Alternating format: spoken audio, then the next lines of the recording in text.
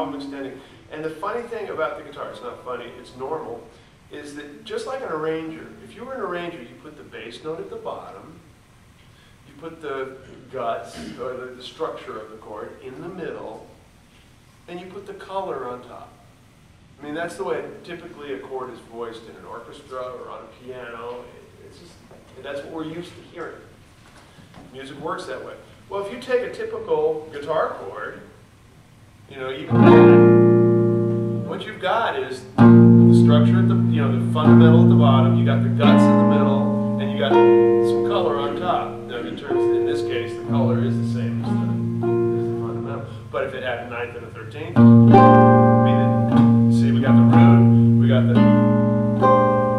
So, the idea in many ways is to learn to hear how all this works, and by just inundating ourselves with this big block of sound, we don't often get it.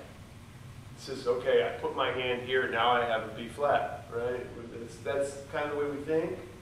Instead of learning to really hear what that sounds like and then having options because of our ears directing the show. So I like to reduce the stuff and pull the guts out. So I got the thirds or sevenths of every chord, and I'll just play that, maybe play a melody and just respond to the melody with just that. Now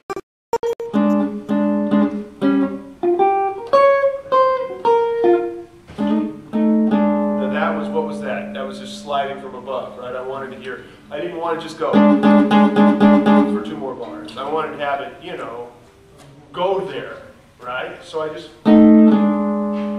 half-step resolution is how we're actually trained to hear. All the music we hear is small intervals, usually from above. That's, if you sit around and listen exactly, and then when you go to E flat, you don't just, sometimes you go, right? That makes you hear that chord better than if just, so,